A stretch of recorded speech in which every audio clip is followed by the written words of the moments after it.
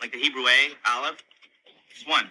B, Bet, it's 2. You understand? But look at this. The numbers are interrelated. Like take the Hebrew word for father. Av, Aleph, Bet. 1, 2 equals 3. All right? Hebrew word for mother, Aim, Aleph, Mem. 1, 40 equals 41. Sum of 3 and 41, 44. All right? Now, Hebrew word for child. All right? Mother, father, child. Yelad. That's 10, 30, and 4. 44. Torah is just a long string of numbers. Some say that it's a code sent to us from God. That's kind of interesting. Yeah, that's just kid stuff. Check this out, okay? The word for the Garden of Eden, Kedem. Numerical translation, 144. Now the value of tree of knowledge, all right, in the garden, right? Eitz HaChaim, 233. 144, 233. And you can take those numbers. So Like the Fibonacci sequence. Fibonacci Is an Italian mathematician in the 13th century. If you divide 144 into 233, the result approaches theta. Theta? Theta. The Greek symbol. The golden ratio, the golden spiral. Wow. I never saw that before. That's like that series you find in nature? Like the face of a sunflower? Where are the spirals? You see this math everywhere. Welcome to part 2. So, this is key, and the reason that this is so important is because we need to know why the suffering takes place as it does, and why it appears as though there is no end to it. There appears no end to it, right?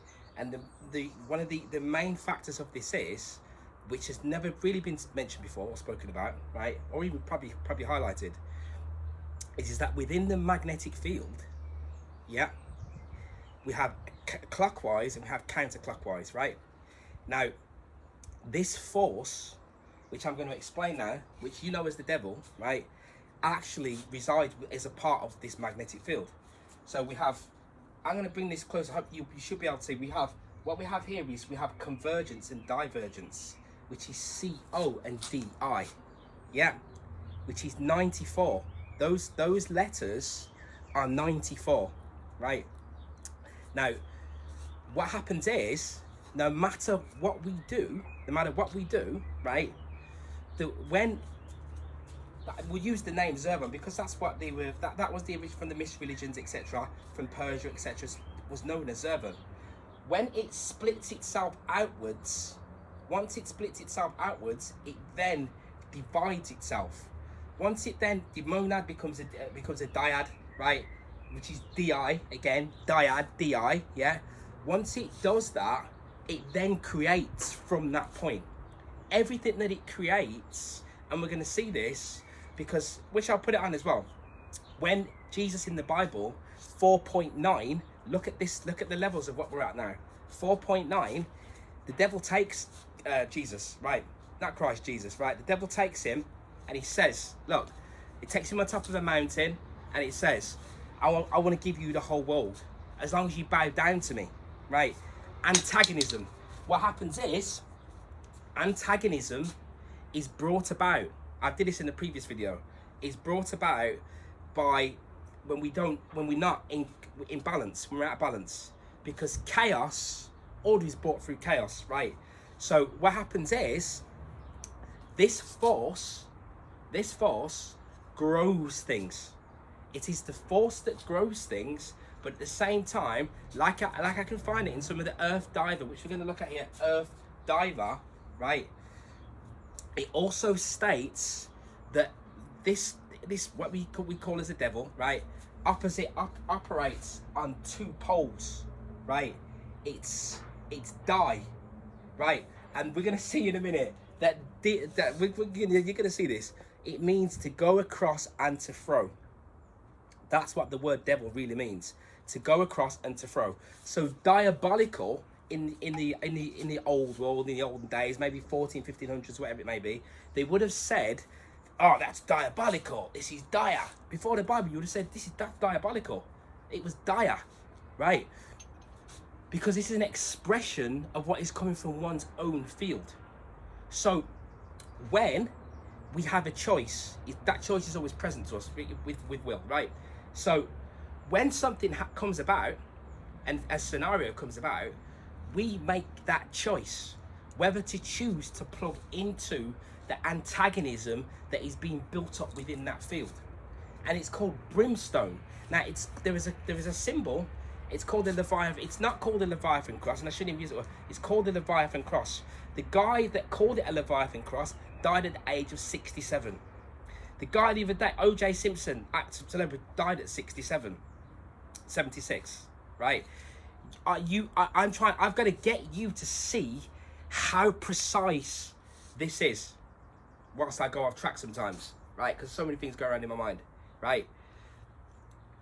This is what is happening. So this brimstone is this symbol, and it is a double matter cross,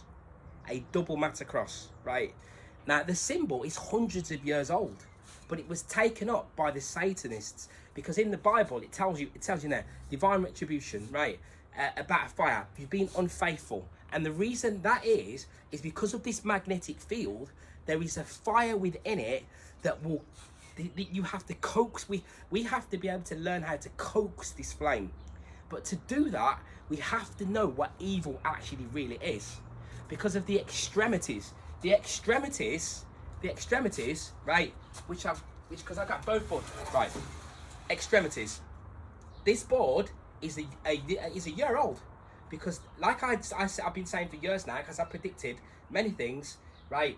That time was speeding up, and I first started saying this before I was doing these videos, right? That this is what will happen. So a year ago when I did this, right? It seems like 2 minutes ago, but it was a year ago. If you've seen this, you've seen it. The people that don't see what I'm putting out, they don't see it. I see all sorts. I see everything, right? If you see it, you see it, and if you see it, it's great for you to see it. Let me tell you that now, right? And it's EX, it's extremities. Now EX is 11, which is that force, that diverging force. Now it's clockwise. In magnetism, it's clockwise, right? They say the sun and the other planets, they're moving anti-clockwise because they're working in spirit. And we're going to see this when I go through the Kenga. Now, right, the clockwise. Now, this clockwise motion is what forces things to grow. This is how magnetism works. But whilst it also forces things to grow, it will also force you to grow. And if you refuse to grow, then it will die you. D-I you. It will take you back to the 9, which is die, which is why the devil dies and it kills. I was looking at something yesterday as a Ouija board. I probably put on the board, and the Ouija board has 9 numbers. And the guy called upon the entity, and the entity told him to kill himself, to die. And because we don't understand how things really work, like I was saying in part 1, I was saying that Christmas, yeah, they told you it was Santa, right? Because the metaphysics of the way things work. And let me tell you something. It was in 1890 in America when Christmas became a thing. 1890. Everything is all perfectly synchronized. It's already happening in that motion. You cannot change it. A girl read my palm when I was about 19, 20 and told me I'll be standing here right now doing this. You cannot alter it. It's as it is. Dreams. When you dream, you will be dreaming about. I have dreams where I don't even know the people in this dream. I don't know the people in the dream, right? But the setting, the parameters of what I'm experiencing is a bit much like how it's been here, here now. And the reason for that is because this what we call an 8, yeah. Again, it's connected to Venus. Venus is the pentagram in the sky. Yeah. Every 8 years with 13 orbits, right? The 5, the 8, and the 13 are all a part of the Fibonacci sequence. The 5, the 8, and the 13 are all a part of that sequence. But once this 8 starts, once you fall, yeah, and once this, what we call the devil Satan, right? And you have another one, God. These are two primordial twins. They're friends. They work together. They don't work apart. They work together, right? Once you enter into these planes, once you enter, even that word simulation, it's getting to being too much. It's not. It's diluting, dilute, weakening, right? Disperse. Yeah, it is diluting the power of what this is, what we're dealing with here, right? Yeah, the word matrix in the Bible, but it's diluting again, and I'll go into it in a different video, what they say in the Bible. You can probably look at it now, right? Yeah, about a womb and so on. So it's a womb. Matrix is a word. The word matrix, matrice, goes back to womb, but it gets diluted, right, through the way we adulterate the word. Yeah, and the dreams can continue to take place. So right now, this is still the dream. This is still the dream, because the dream is exactly the same as what we're experiencing as the reality. It's still the dream. So in this 8, it never stops. It's just continuous. And the 8 is the aeon. And the aeon, in Greek, they call the like a zervan, aeon, right? And aeon is holding the keys. And the keys will stop the dreaming. The keys stop the dreaming. The dreams are different planes that you go into, right? Yeah, and there's 7 of these different planes, right? The 8th celestial sphere is the 8, which is fire, which will take you back to brimstone, because the brimstone in alchemy again is fire. But the same, and so when you fall into physicalities, into this physicality, yeah, like a parallel universe, there are other physicalities operating simultaneously to this one at the same time as well, and you can go into other people, so people that you know or whatever. I'm in that dream with those people when I go to sleep, interacting with different people that I don't even know, right? But the dream again is the interactions of what you've been dealing with within this particular dream, which we call in the reality, which is row your boat gently down the stream. Life is but a dream. Yeah. This is the levels of what we're dealing with, right? Yeah. So I wanted to show that. Now what I want to do now, I'm going to play this video, right, about these with these witches, because I'm also working on this timeline thing, right? So this Ahrimanic timeline, but at the same time, it's working with the body. The Ahrimanic timeline is working with the body, yeah, but we also have this Luciferic cyclical. So the Aeon, it's working with cyclical time, and then its counterbalance, which is Saturnian. Some people would say with the serpent, which is the Saturnian linear time, but it's cyclical, so it keeps changing. The sun changes it.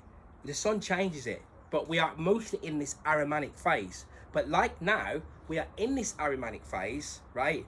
But you are becoming conscious, which is more Luciferic. But what this Luciferic pole is doing is fighting directly against this pole, which is why the body fights against the spirit, and the spirit is matter inverted and vice versa. Let me play this video. How are we doing? Nice to see you. This is absolutely incredible. Gosh, how old is it? It's over nearly 500 years old. It was built 1534 to 1537. Gosh, and I mean, it's obvious. We know that this was not the Bakewell Witch's house. No. And we don't know where they lived, do we? No, we don't. No. All we know is it's Bakewell. Yeah. Yeah. But right. Yeah. I think it's a very good place to tell the story, to say the least. Yes. You've seen a ghost, haven't you, in here? I have. Yeah. Yes. Where? And I was actually standing here, where you're standing now. Yeah. And it was a cold, very, very cold winter's day. As it would be. As it would be, and I was just really, really frozen. And I looked through that doorway there. Perhaps you'll go in there in a moment. Oh, come on then. Yes. Yes. and there was a figure with sleeves rolled up walking through the Wasn't me, was it? It wasn't you, but it was a man definitely walking through the screen there. And it went through that screen? Yeah.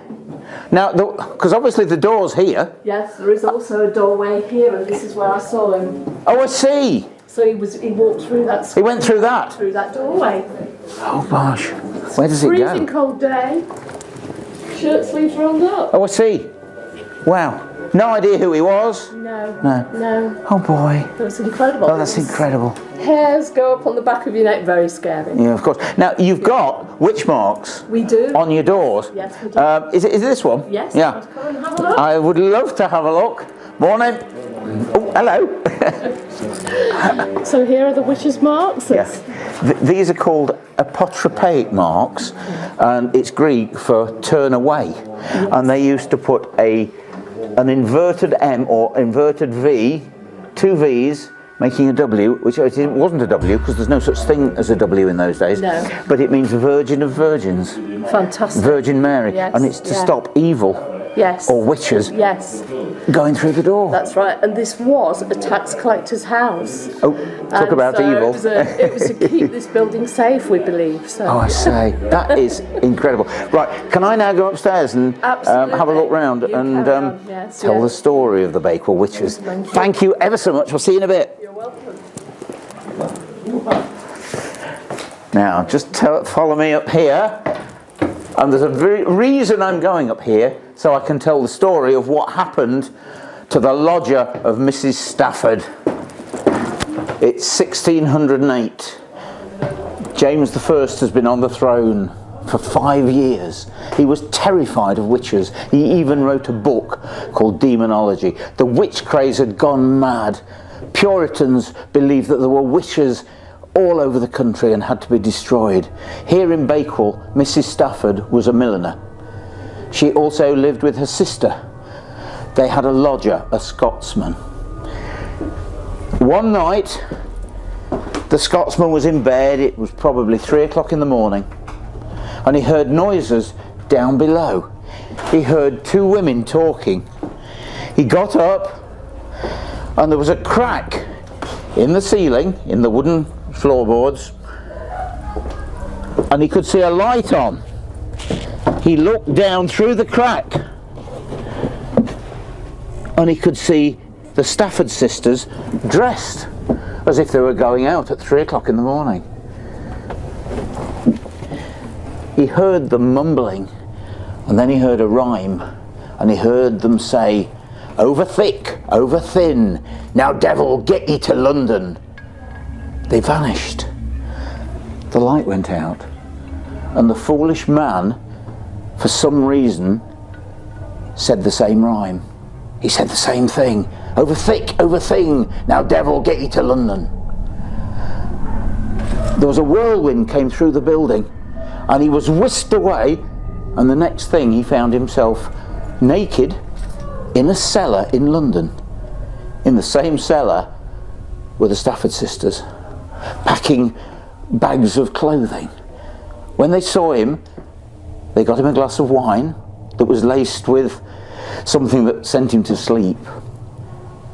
When he woke, they were gone. Standing over him was the constable from London. They arrested him, took him to prison, and he made up this ridiculous story. He said that he was living in their house, he was a lodger, he heard them, recanted the rhyme, and ended up naked in the cellar.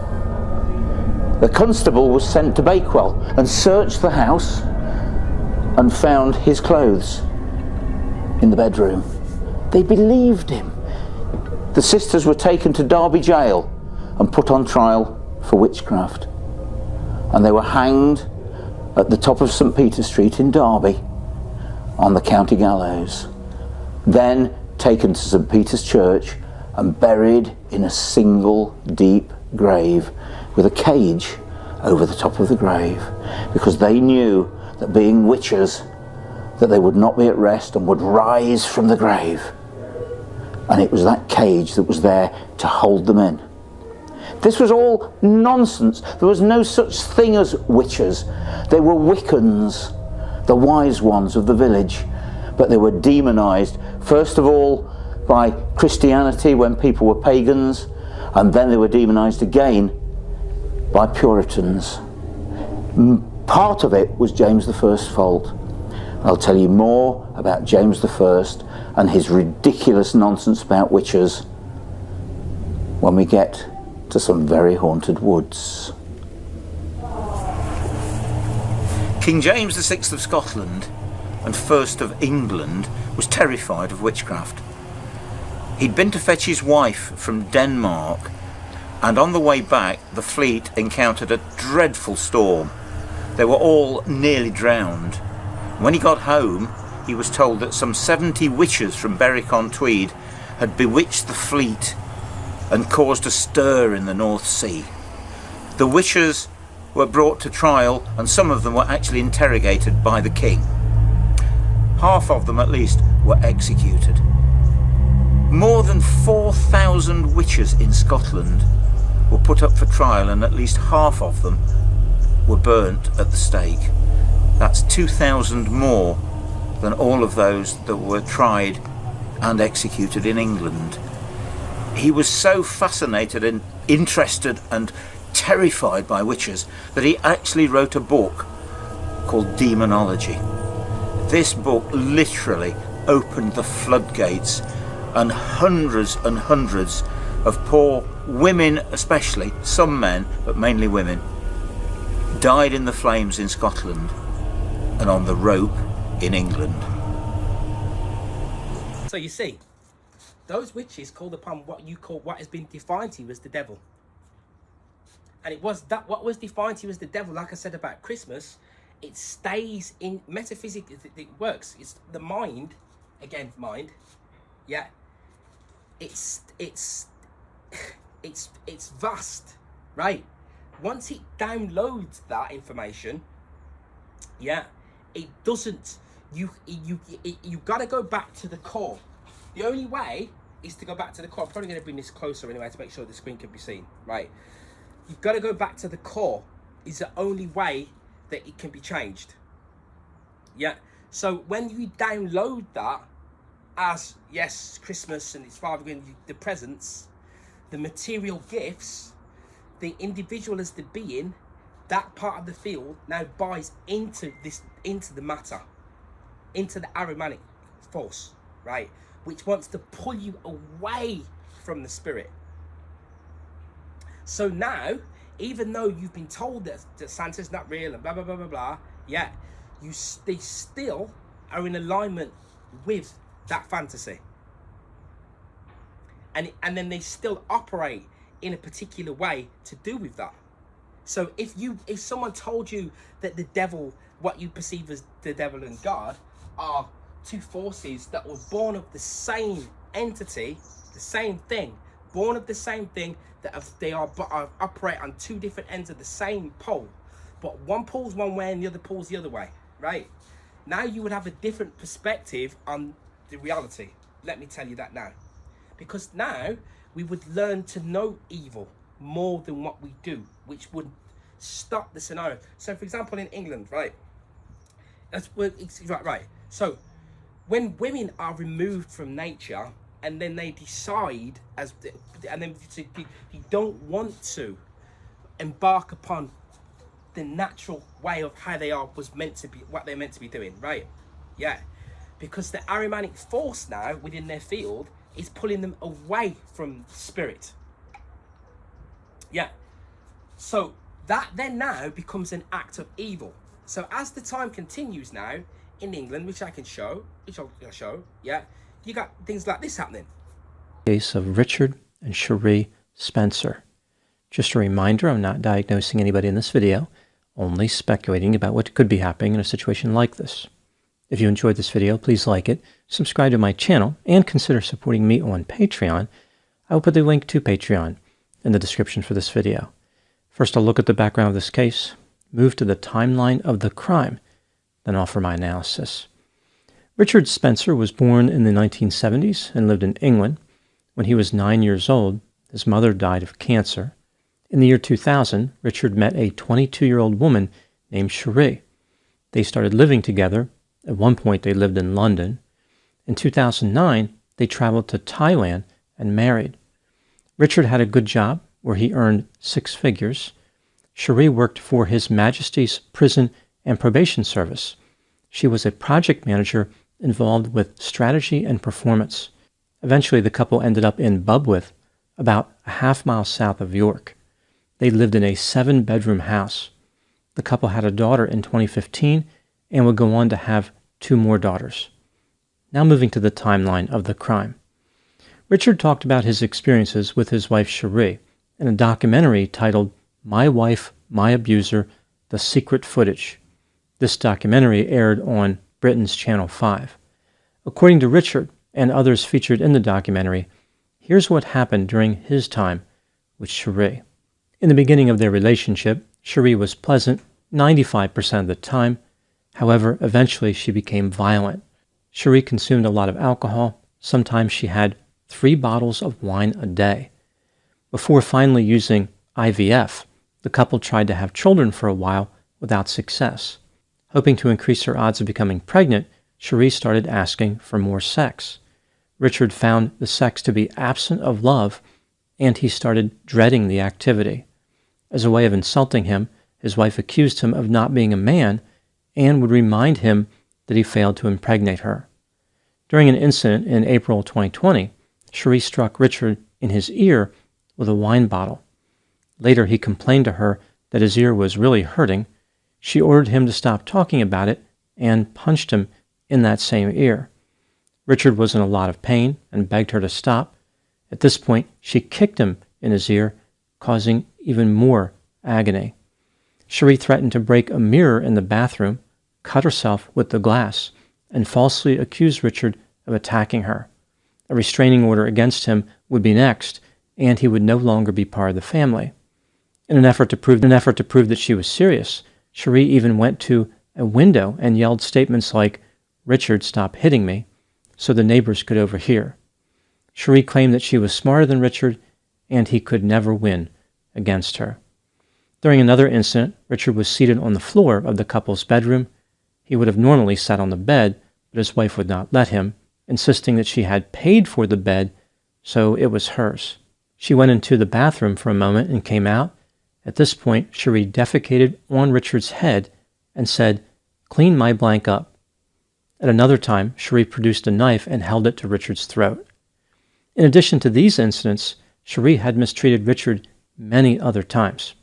A few examples: Cherie cracked eggs on Richard's head and pushed them into his face. Cherie insulted Richard, saying, "You're a little blank," told him everyone was sick of him, and claimed he didn't have the blank common sense to do anything artistic or creative. Cherie told one of her daughters that Richard was a horrible, horrible little man, and they would get rid of him soon. One time, Cherie instructed one of her daughters to tell the neighbors that "Daddy's a nasty man." Threatens husband with a knife in nanny cam footage. Richard Spencer had been suffering from a 20-year-long campaign of terror at the hands of his wife Cherie, who would batter and bite him during wine-fueled tirades, according to Channel 5. The former prison reform boss was jailed last year after Richard presented officers with 43 images of his bruised body, having secretly recording the incessant abuse on cameras installed to monitor their children at their home in Bubwith, East Yorkshire. At one point, during a rage, Spencer smashed a wine bottle over Richard's ear, leaving it permanently disfigured. On other occasions, Richard said she would tell their eldest child to tell the neighbors Daddy's hitting Mummy or that Daddy's a nasty man. Richard felt his harrowing experiences should be seen to raise awareness of the type of abuse men can suffer in their daily lives at the hands of violent partners, but Cherie tried to block it. But what if reverse is the case in this story? And what you're holding in your right hand? Yeah, it looks like a sharp object. It's a sharp object. It's a carving knife. That's true. What did you do then? I forgot to push him back. You've got a knife in your hand. What are you pushing him for with a knife in your hand? So you must know exactly what's happening here. Could you explain that to me, please? I wanted to give him it because he had threatened me that he wanted to kill me. He'd rather kill me than divorce me. And I did reach for a knife, and then that's, if he wants to kill me, just do it. shame it takes that level of violence. To feel how I do about you, I absolutely fucking hate you.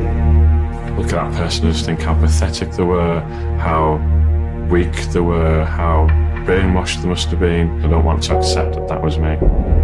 So we go to the door and everything is absolutely beautiful. Thinking, I think we've got to the wrong house here. These videos couldn't have come from a house like this. Get in there! Fucking chicken in, you fat cunt! Go on the fuck off, cook it! You lazy bastard! This has been going on for such a long time that, you know, this is who he is, withdrawn, broken. This is the father of your children, you know, you've been together for 20 years. Just emotionless, really, just didn't care. And what you're holding in your right hand? Yeah, it looks like a sharp object. It's a sharp object, it's a carving knife. I would say this really. You do just do it. Gone schooling and schooling and That's another level of abuse that I still to this day can't comprehend. Every time I looked at my sister, she couldn't look at me without starting to cry. And I do think, yeah, there's a chance she would have killed him. Did you buy anyone of this? It's shown me that you can go to a leafy suburb with a Jaguar on a 6-figure salary and find a monster within it. Go on, say it again, do like that. On as time shown, in company 1561.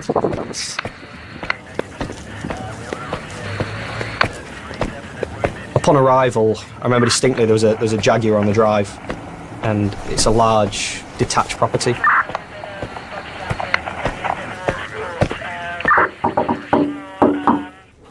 I literally just put the kids to bed, and then there was a knock at the door. I didn't know who it was at the time, so I come downstairs and opened the door, and it was the police. And they said, "Do you know why we're here?" And I said, "Yeah, I think I know why you're here."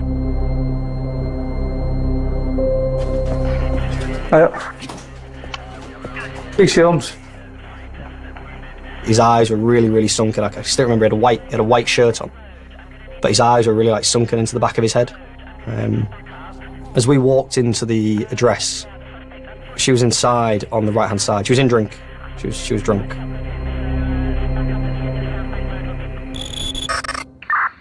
Is it Cherie? Yeah. Yeah, okay. No problem. I'll just let you know, Cherie, okay, just before you go any further, okay? So the time is 2010. Yeah. At this time, we're under arrest for common assault. She doesn't give any form of reply. She also doesn't seem shocked, which is strange. You'd expect something to be, why? What have I done? Why are you here? There was absolutely nothing of that. As we're walking up the stairs, she's kind of adjusting. Something about the station that was a bit different. My colleagues who were the arresting officers, they were still on duty, which was unusual. And there was just something in the air about this job that really, really touched all the officers that had been working on it overnight. So when I came on, there was already some energy about it that was different to all the other cases that I've dealt with before. To have the videos with us, to prove and back up what Richard was saying is quite a unique situation to be in. Fucking created, fucking gay great abuse times. Pass it a call. Is he great yet? 9 days, is that? 2. The first video I watched, I had to pause several times. I had to collect my emotions, my own emotions. Even when my second officer came to help me with the interviews, he could already see that I'd welled up in the morning. So there's something about those videos that I just really, that I really found emotive, really. And I struggled. Get off. You scared, silly. Why are you going to play with him for? Going down, dickheads! Going down there! That's a kid's friend! They're frightening every fucker! Everyone's sick of you, man! Every man stands like a little bitch, man! Treat him like a bitch, because he is. Cherie was already in custody at that point, so I knew that she was safe and contained. So then my main to Richard as soon as possible. Hi, Richard, you okay? So Dan Jenkins said I spoke to you on the phone, yeah? And again, me and Dan, my colleague, were looking at each other thinking, I think we've got to the wrong house here. These videos couldn't have come from a house like this. It was the type of house that you took your shoes off going in, and that's what we did. His demeanour and the way he was presenting himself, you know, he was quite obviously like a broken person. Couldn't give eye contact, you know, he kind of looked quite drawn, essentially. It was quite overwhelming, to be honest, and it was a very intense 2.5 hours. Is that the one that I sent to Richard yesterday? Yeah. Yeah, okay, so that's all the videos then, yeah. Because I just a few, only 6 originally. Yeah, 6 originally, and then we've got another figure, 34. So Richard, throughout the investigation, was saying about how he had this evidence, and he did mention that he felt guilty about having it. He didn't understand why he had it. He didn't want to have all of this against his wife. He loved Cherie. I knew that I had this evidence on my computer about the things that she'd done to me. And during this honeymoon period, I'd start to feel guilty about it. And there were a couple of times during that period when I'd gone onto my computer and I thought, I'm gonna delete that evidence because it didn't sit well with me. I thought, she's been really nice. I think she's changed. She's not going to go back to how she used to be.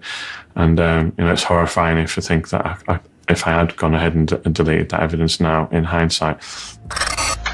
Because you won't have a house to sell in a minute, so I'll break it down.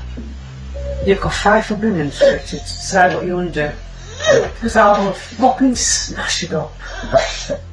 He also likes his shirt, does Richard. He likes being smart. But as he was telling us, he would know when he was going to be subjected to abuse. So he would change his clothes to a popper shirt. If I think she's going to be violent, then it's quite often I'll change into a shirt popper suit, because then I know if she's violent towards me, then it's unlikely to be raped. It'll probably just pull the popper suit off. I'm sorry, Richard, that's just completely flawed me. I'm sorry.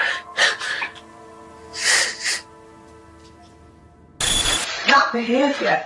When do you think that behaviour came? Eh? The problem is in your marriage is because of you. Couldn't fuck you. I couldn't fuck you to have a baby, man. Do you understand that? I couldn't fuck you to have a baby. There'll be a big black square there. I couldn't take any more, and I hit them back and I punched them. I could understand it. Get off!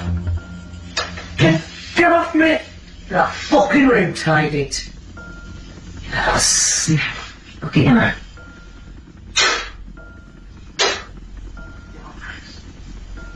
When the pain got too much, I would hold the hands down and then I would physically restrain her, whether it's on the chair or possibly on the floor. I'd hold her down.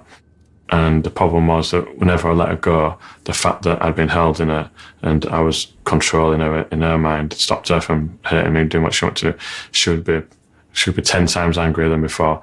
The way I would deal with things instead would be, my main priority was to make sure that I could still take the girls to school or nursery as they got. Anything artistic or creative? Did you buy any one of them? Oh, fuck this! You don't want me to say this and tell them that you're afraid of Daddy. It's just horrible. He's a horrible, horrible little man. Then we'll get rid of him soon, won't we? Fucking where I get my arm again. Smack the fuck out of you. And then they went away, and I thought, well, I'll send some videos of the evidence I've got of what Cherie had done to me to Tony. Can you tell me if I'm overreacting or if I'm doing the right thing? Because I really didn't trust my own decision making, and I sent him the videos, and then a little bit later he gave me a call and he said, you're definitely not overreacting, and he said that they'd been affected quite badly by what he'd seen. He says, I'm worried about you. He says, it's obvious that Cherie's really drunk again. I know that that she's been physically abusive towards you. And he says, things haven't got any better. And he says, I don't think things are going to get any better for you. Just wait a second. So he says, I know you don't want me to tell anyone, but he says, I've got to do what I think's the right thing to do. So he says, I'll probably have to do something that, you might not necessarily think's good for you, you might not agree with at the time. But he says, I hope that, I hope that eventually, after I've done it, that you'll forgive me. You'll know I did it for the right reasons. That's what they've heard Cherie do to me. So during arguments, it would be our eldest daughter that she would say to, why do you go next door to the neighbour and tell the neighbour that Daddy's hitting Mummy, or tell them that Daddy's a nasty man. And that.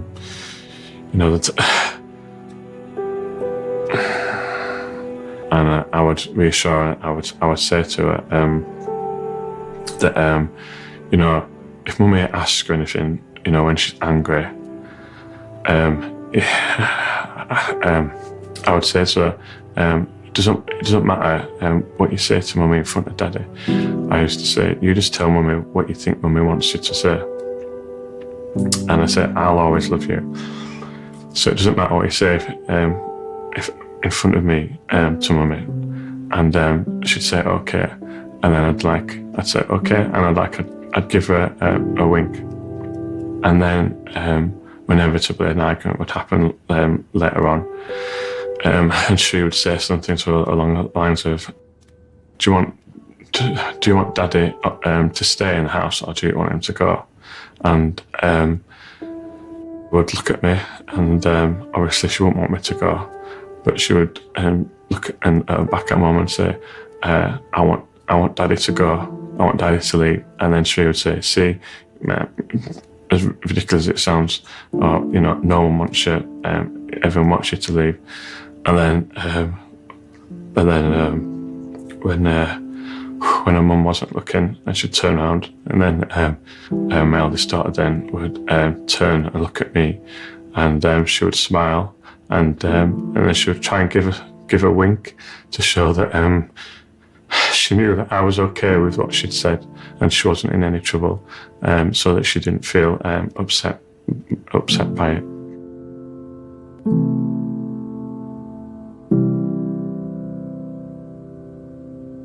I believe he even told me. Right, like I said several years ago, you're gonna have a Mad Max stroke poverty scenario. Both of them intertwining with the two, right?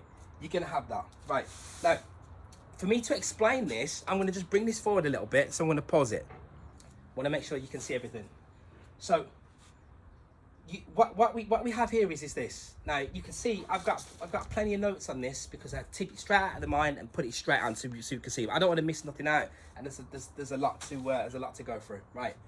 So, what we have in the top pole, yeah, this is the gate of Cancer, right? The gate of Cancer, yeah, wisdom, the peak of light, and the emotional field intertwined with wisdom. When that takes place, when we have wisdom in conjunction working with the emotional field, we now are operating from this point here with this black hole, right? But in that same black hole, yeah, like we've just discovered, chaos is born. So the Luciferian also works with this chaos. They work with this chaos, and that chaos sits on the west, which is on the left, because the left pole is the negative pole, right? So, which is why when you have the Baphomet, which we have the Baphomet here, the Baphomet is 8. It's 8, right? I'm gonna show. There's so many things. I'm gonna put the video together. Well, I've always done this anyway. Like I showed you with what we've been doing with what you perceive to be as the numbers, right? But it's far deeper than that. It's far deeper than that. Everything is defined here by number. The entities that govern this reality outside of here are interplaying and they're using numbers. Numbers get used, right? And numbers, so some of these celebrities working with the occult phase, they are using those numbers and putting them up on the screen, right? The young boy, this thing with the diddler. I've got the diddler here on the board, which you see in here now. I also predicted, if you go back, I'll find the videos, I said that what they will do is they want to bring it out. What they are doing, they want to bring that forward. Because if it is brought forward and nothing is done about it, then it can be embraced and it can be accepted, right? It can be embraced and it can be accepted, right? Because they're working with the body polarity here, right? But they're using, the Luciferic. So because they're Luciferic, right, which is why they're able to sift between the two, because they're working with the devil, right? Because it operates on both poles. But so you have intelligence, right, and you have temptation. The Lord's Prayer in the Bible is telling you that what it's telling you is that your magnetic field has this element of fire in it, which will tempt you. Because in Genesis 3.4, which is the 7 again, and also in the 7 grades of the Mithraic initiations, one of them is they wear the diadem, the diadem crown, which is what you see. The Statue of Liberty is a Mithraic symbol with these rays. In actual fact, really, it should be nine rays. 9 rays is a halo, right? And the halo, yeah, is there's a 22-degree halo, right? But let me just go back to this. So intelligence and temptation, right? Because in temptation can only be born about through intelligence, right? So then, because of that, the body is continually operating in temptation. Yeah. Now it doesn't have to. The way that we operate, the way the field operates, we can reside within one area of the field. So the body polarity is this is 11 and 22. 11 and 22. The body polarity is active. So this is why you see all them, they're always running around and active. They're working. They're this, they're that. Because they're active. They don't want to be still. Stillness is born up here. It's a 0. It's a like just a circle, sorry. A circle, right. Which is up here. Right. And then this is the 2 here. So like this, you've got the arrow, the blue arrow, and you have the red arrow, right? The 2 of them, right? And then what we also have, those 2 are going against one another. But this hexagram, what you call this hexagram here, is also symbolized by the earth here. It drops down like this. It starts off as a circle, comes all the way down into this form here, and then it slowly manifests into this form. And then we also have this, and then we have the square, the circle, square in your circle. Yeah, circle in your square. Because the red square comes from the sun, and blue circle comes from the sun. And these are the 2 as the sun shifts from positive to negative. 11 cycle and a 22 cycle. 11-year cycle and 22-year cycle, right? These have an impact and they affect us directly because it changes the composition of magnetic fields that are incoming into this place. That then alters every 10 years, and we have a 10-year, the decade, which I'm speaking out of 4, which is the deck, because 10 is deck, which is the 10th month, which is December. But the body is connected to the aeon. We go through cycles. But the aeon, when I was talking about dreams, is holding the key. I put him up on the screen. He has keys. Sometimes he has fire coming out of his mouth because he's coming from the outside of in the fire realms, which means that he's operating within the ether, right? And he holds keys. Now, I do martial arts, right? Now, spiritual currency. Spiritual currency. So I've said to you here about suffering. Suffering is a byproduct of this field, will cause suffering if it's commanding you instead of you commanding it. So when I go to do martial arts here in Portugal, several years, because right, I've been here for a long time now, because time's moved so quite quickly, doesn't it? So yeah, I've been here a long time. The house I've renovated from scratch, etc., still happening, work in progress, but we're getting there. It's good, right? So what I'm saying is this circle, you square the circle, right? But before that, let me just continue. I'll continue to talk about the spiritual currency, because I really want to put that in, right? So when I go to do martial arts, nobody knows me, nobody understands me, and literally nobody understands me when I go at first. Nobody can understand what I'm saying to them. Nothing, right? Now, it means that when you do martial arts, right, whether you realize this or not, and one of the things we do is this: we go up from spirit to matter, right? Like this. When we start off and we're going to perform what you call a kata, right? We do it like this. We cross and we go from down to up to down, right? Now what happens is this: I am gaining massive spiritual currency by doing that, because they don't know me and it's awkward and they all know one another, and that's how it is. Imagine if you go, so I'm putting myself in an uncomfortable position, and then I'm going to perform there. And when they call me out, and there's 100 or 150 beings here, right, to go and for me to perform now, right, they can't even say my name and stuff. I am an alien to them. But what's happening is this: because I'm working with a superior wisdom, sometimes where an embarrassing scenario, I might turn up late or whatever it may be. There's been scenarios where I've just not understood what's going on, because they have their own ways of operating and so on and so forth. Now, I don't feel ashamed or, in actual fact, I'm taking that on and I'm going, great, give me some more of an uncomfortable scenario, because that is spiritual currency that I'm gaining through what you perceive us to be, what we perceive to be as suffering. That is what is happening, right? So that's why I said, and why I say that, you see here, suffering is a byproduct of the physicality. That is Jesus with the Christ, the blood, so on and so forth. It's up on the cross. It's a symbol. It's a symbol, and it's telling you that suffering creates a feedback loop.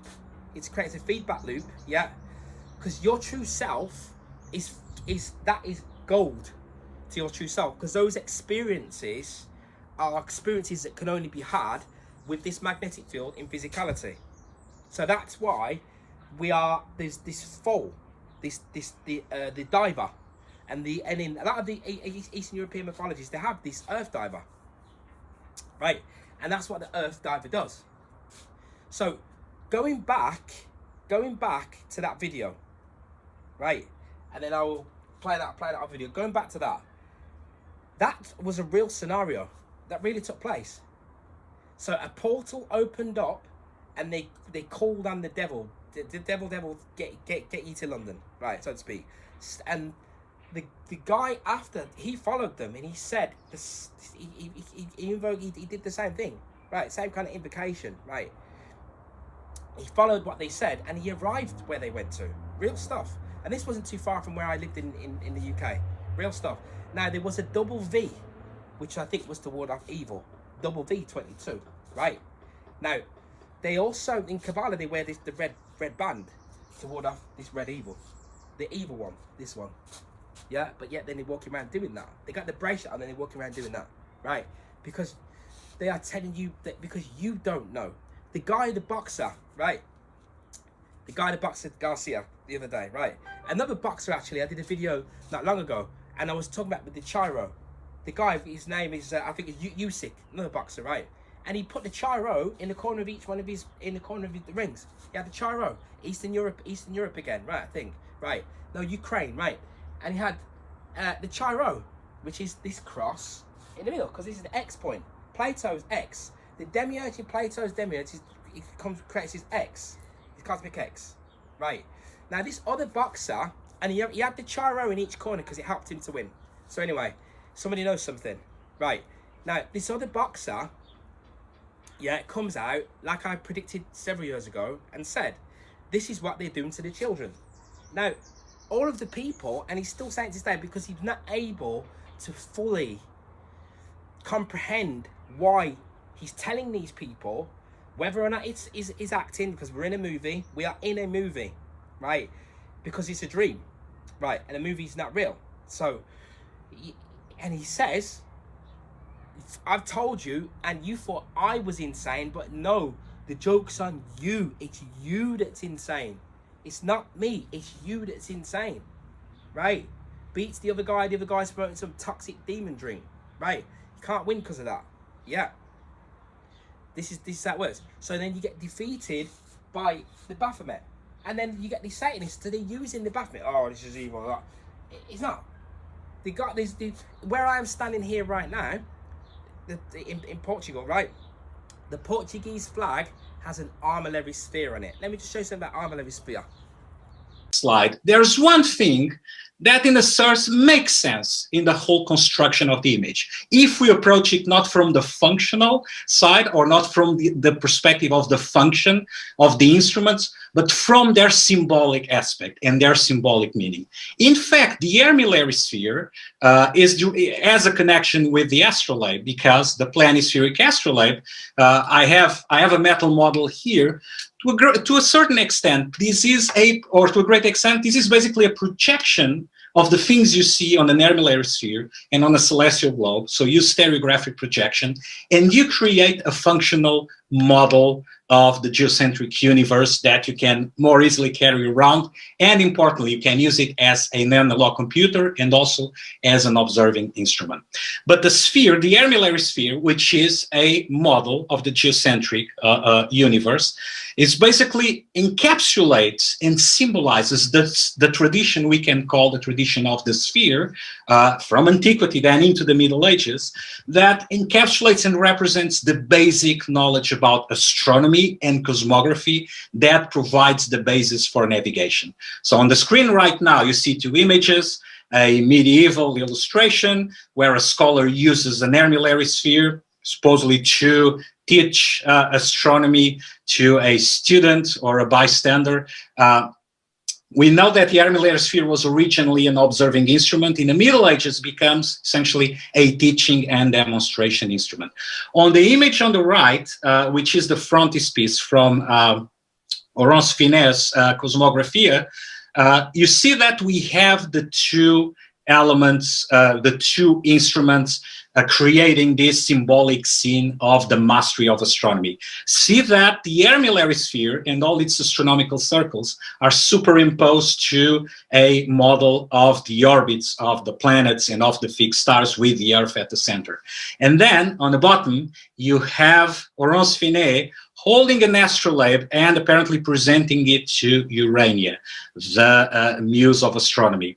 So again, going back to that image of Vespucci holding the sphere, it doesn't really make sense from the perspective of the functionality of the instruments, what they made, but perhaps it encapsulates this idea that the sphere, and by mastering the knowledge of the sphere, and by going to the southern hemisphere, by learning about the stars in the southern hemisphere that are not visible from the northern hemisphere, these people in the 16th century were basically encapsulating and dominating the whole world. And I think that's probably what that image is meant to, the message that image is meant to convey.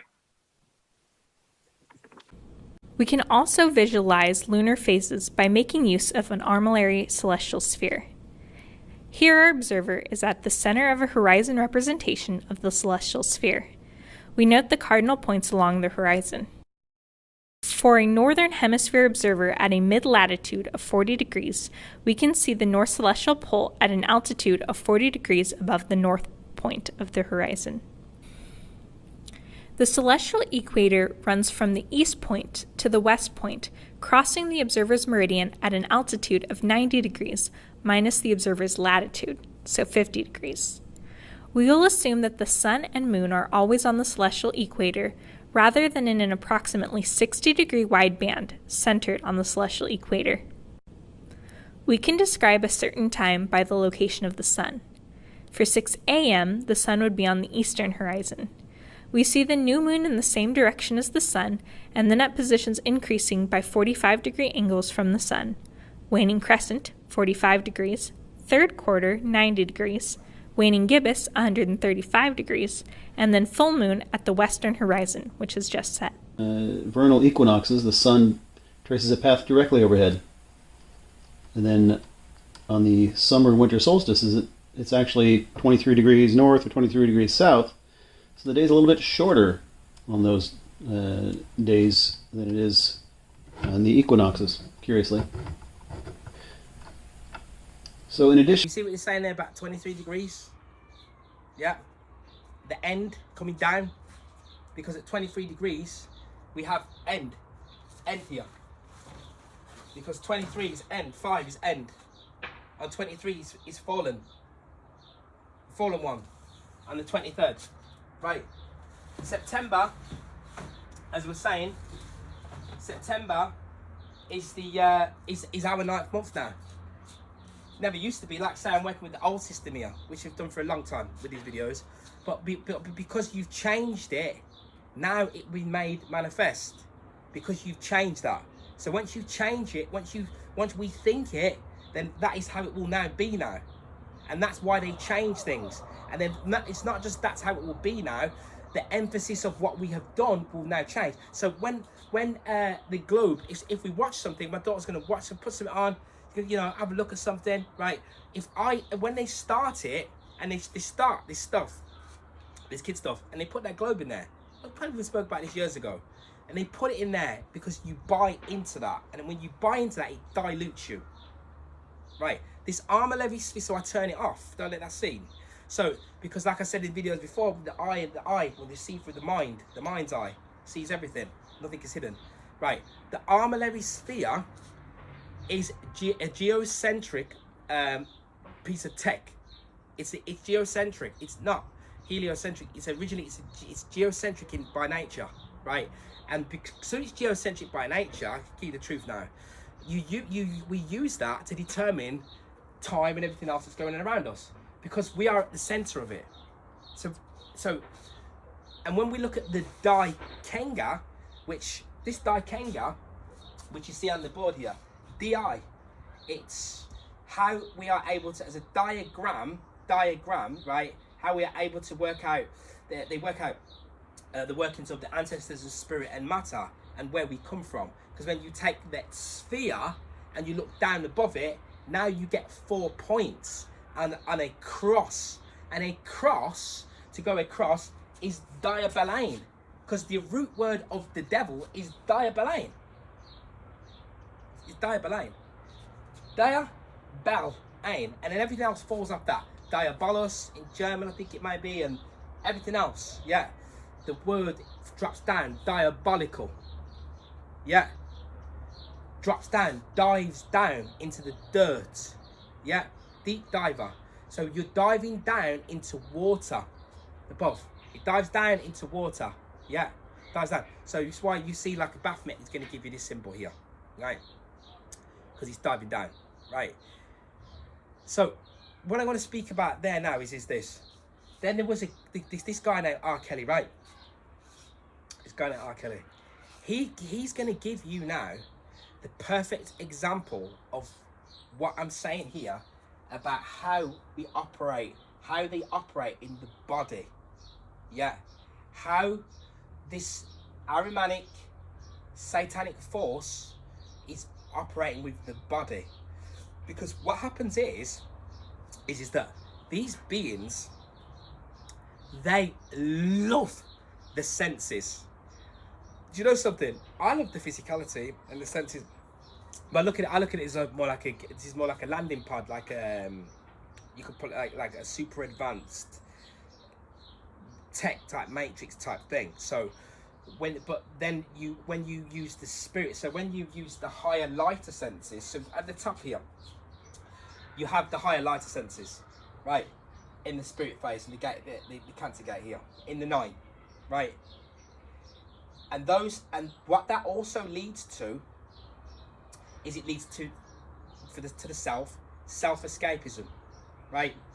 But then in the denser senses you have survival thing and attachment to the lower senses of the body, lower senses, the senses that are attached to the material, yeah, the sense of taste, touch, smell, sex, all of those senses, right?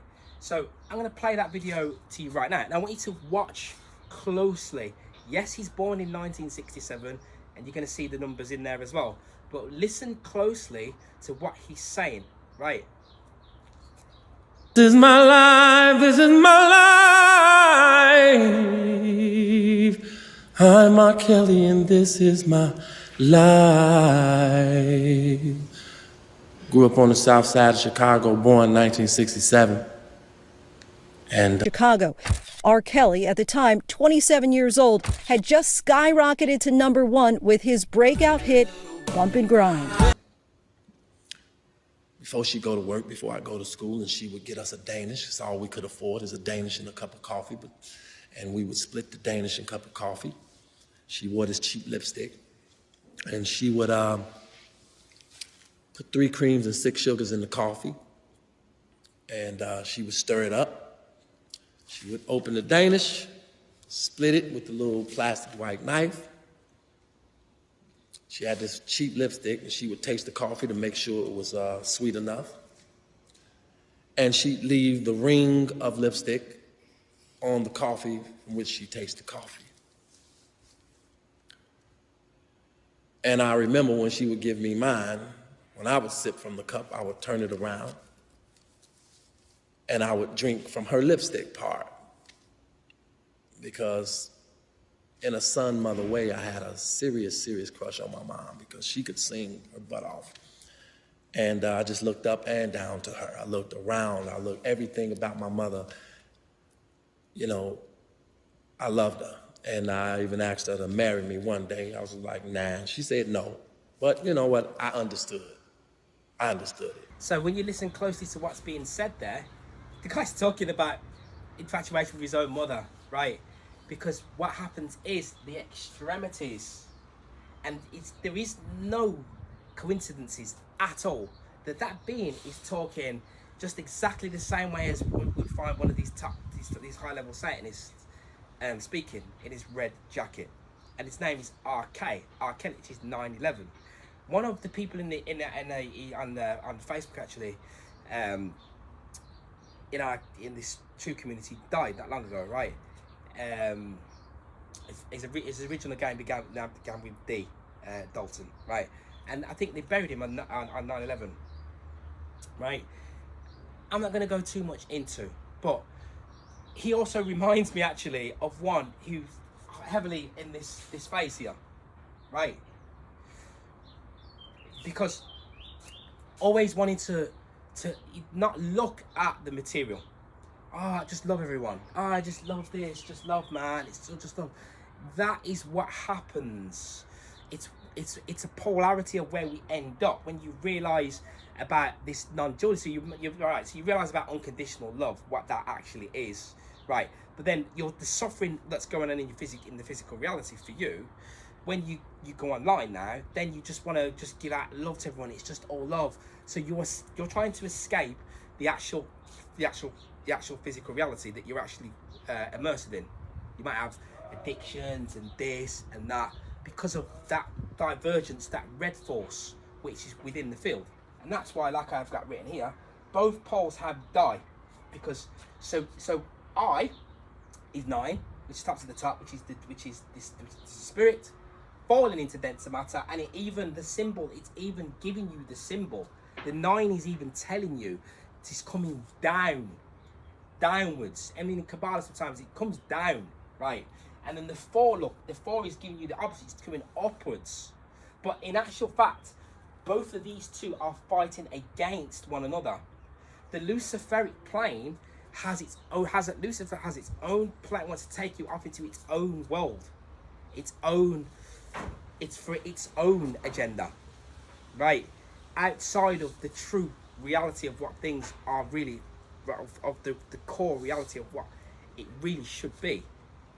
Yeah, so it has, even this Luciferic phase has its own plane, its own astral plane, but they are dealing with, which is what's quite scary actually, but they are dealing with mastery still. Luciferian is still dealing with mastery of the self, right? Left hand path, right? Working with the dark feminine of the chaotic side of things. That's how they know how to manipulate the woman. That's what they did. They manipulated the woman, right? But the man, which I'll play another video in a minute, he follows. He's a follower, right? In his fallen state, that's what he does. He follows everything else. Follows what someone else is doing, right? But when you take the woman away, it's much harder for the woman to come back around again to the spirit. When you take the woman away, so then we have a situation now. We have this situation now where the men and women are split. The populations are dying now. They're dying because of this now. Yeah, so there's people that do videos about it. A guy, I might even play one, right? I like to watch them. You've seen there's other people. There's a guy that they got killed who was doing videos about arguing with these women, debating with these women, right, about the role of a woman, and they don't actually have a clear proper. They hate the nuclear family, right?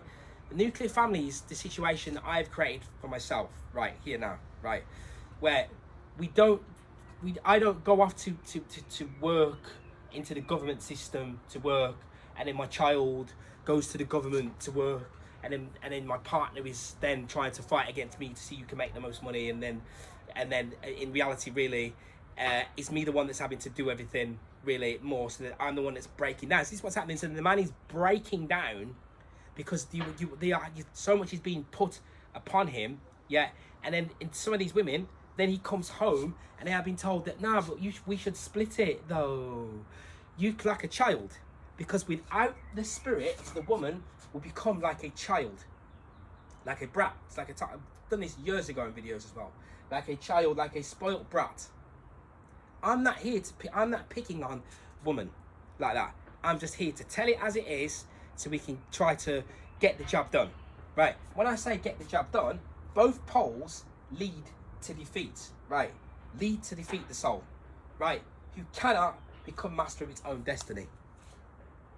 Because what gets born about when these two forces, like a pyramid, so you got the gatekeeper of the whole thing, the gatekeeper of the whole matrix, the architect, right? And then he splits off and creates these two. So now you got a triangle of light and dark, with coming from this point, this center point, this black hole disk in the center. But what happens is with any field is it field will keep reciprocating like this. And what it does is the die at the middle of the field will pull in everything, the souls, the matter, everything, and rechurn it back outwards again. Yeah, I was gonna take a little and like a NutriBullet, and I was gonna put some like this corn flour in it and show you how the vortex in the middle spins, and when it spins, it creates this loop. And in that middle of that loop, with this figure eight, and this figure eight, this octal, is also used anyway. This octal is also used because it's an 8. And in the 8, right? In the 8, yeah, there is I was gonna say that, yeah. In this 8, right? Yeah, there is also, like I say, because it's a figure of 8, right? What you also have within it, like I say, is this plane, right? Is this plane, right? And in that plane is this physical plane that we reside on, which is what they call it as a plane of inertia, right? So let me just continue, because if I don't just continue with this, yeah, stuff's gonna get missed out. So you have the Baphomet. The Baphomet is the 8. It comes out as 8. And the reason it comes out as 8, because in this 8 also is a symbol of abundance, but it is also giving you balance as well. Infinite balance. Because the Baphomet is giving you this, and the Baphomet is also giving you a yin yang, right? But it's giving you solve up high, because we solve things with the blue force. We solve things. So I can solve your mental state of being with the blue force. I can solve that, right? Also, it drops down into this lower coagula. This is what's on the Baphomet, which is calcification and the coagulation of matter. Solid to calcify like a stone, right? So these are aspects of that Baphomet, right? But it's also giving you the rebis, what we call the rebis, right? So in Masonry, so the master builder, right? The master builder is born of the 2. Again, and the master builder is the one that builds all the matter. But this rebis is also a Baphomet, but it's having within it what they're saying, what we call as masculine and feminine. So when people started to wake up, this Luciferic doctrine of knowledge, always telling you, oh, you've got your masculine energy and you've got your feminine energy, and you want to get in touch with your feminine energy if you're a man, and you're a woman, you want to get in touch with your masculine energy, and I've got my divine masculine and feminine. But it's because way deeper than that, way deeper than that, because we're speaking about fields of energy all encompassed within one field, and those 2 fields both want to take you away from your path, to stop you from becoming the master of your destiny. I was going to say something else about this 8. I'll be kicking myself later because it popped straight back out of my head again, right? And what they're doing is they are fighting against one another, right? But they are born of the one. So that is why spirit is one, but Ahriman is one. Now Ahriman, this Ahrimanic force, like we are seeing in the UK now, they are using it, wants to police and control you when you go to it. How do we go to it? So the diddler, which I'll play in a minute. The word diddler goes back to, because a diddler is like a diddler is a negative, he's naughty, he's diddling around, fiddling, a fiddler, because you've got the Riddler who speaks in riddles, like Christ speaks in riddles in the night, because the Riddler is withholding knowledge, because he doesn't want you to go and to meet the diddler. But when you meet the diddler is how you will get back towards becoming balanced again. You have to see that darkness in order for you to know what it is. It's evil. And that's why God is a dog.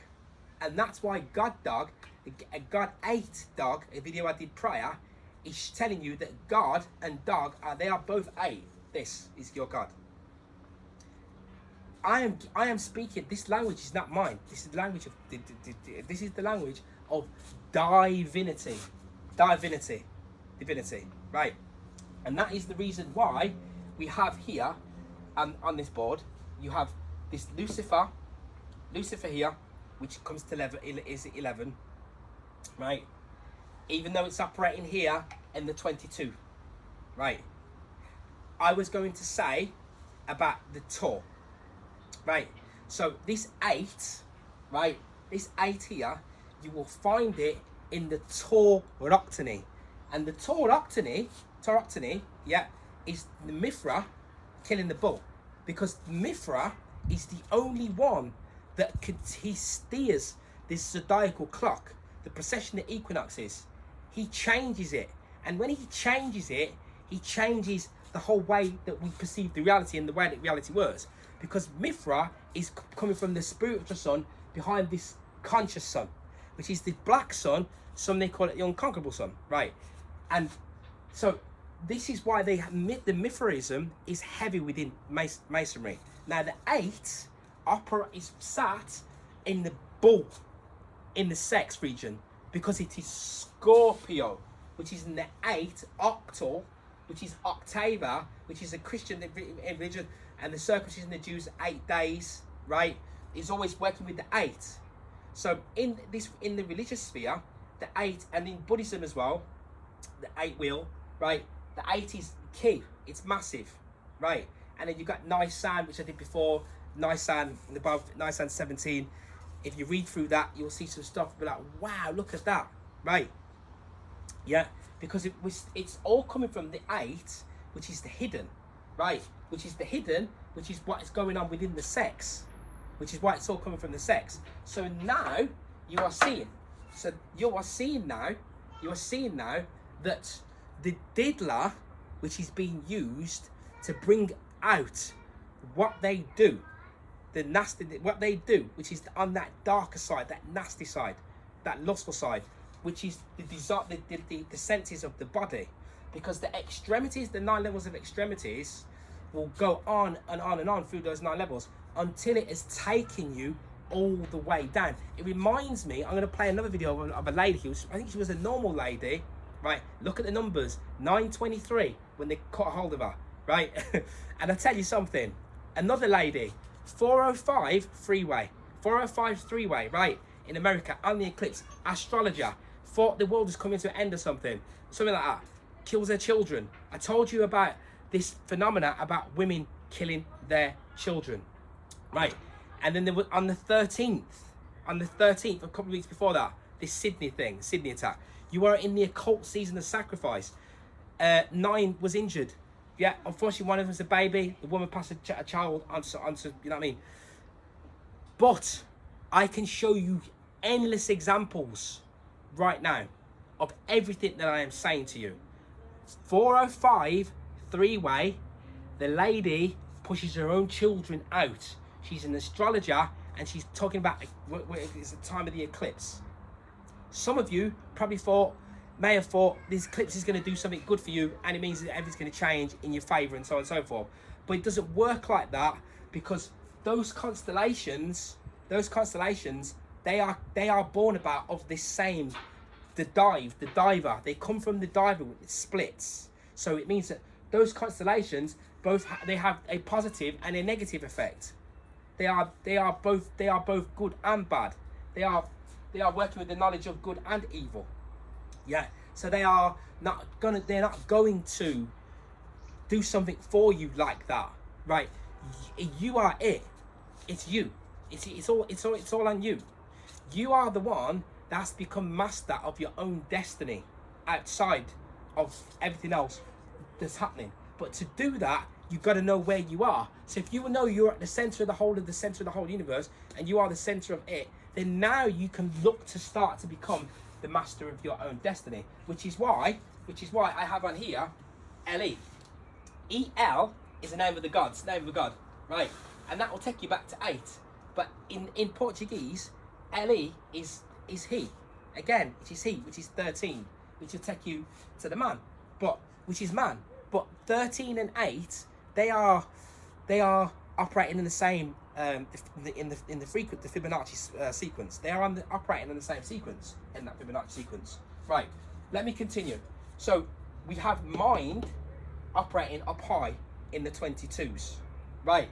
So that is why these beings here, and the reality is as it is, because they are not really here. They are here, but they are not really here. So I see when I go training, I've got the people. So like we say, with martial arts is a way that we are able to use spirit and align it with matter through suffering, the pain, the suffering, the strife, get it done, bam, bam, bam, yeah, get it done, right? And that's how spirit as aligns with matter through suffering like that, right? So I wanted to put a bit of this. So the deacons, again, they were used to determine time in Egypt, right? And there was also there's a 10 theme was going on inside of there, right? Which I'll put it out. I'll dig it out and I'll put it on the board because I have that much to remember now, right? I'll stick it on the board and I'll probably write out. There's a 10 going on inside of these constellations to do with these deacons, right? That was there. And so then you have Novo, which is the 9th month. So really, the 9th month is not 11 November. Really, it's 9, because Novo in Portuguese, Nove is 9. But then, like I said, Novo again is new, and new is 555 because 9 and 5 are interchangeable. So everything is renewed by spirit. It's the only thing that will renew this being and have you come back round again as a new being again, right? Yeah. And so the sun is 9. I am in the sun, right? Because I have manifested it that way by my will and to make it happen, because I am aware of the true reality, and that's why I stand here in front of you now to do these videos, right? Because of the amount of everything that the internal world, the workings, and all the adventures and all of the different worlds that I have been to internally, and all of the dramas and all of the what you call crying and all the rest of it, which is all of the journeys and all of the sufferings, like a love story, like any kind of movie, a dramatic movie, with all of the things that have happened within it, all of the things that have been experienced inside of the inner world, on the inside, on the inner inside, right?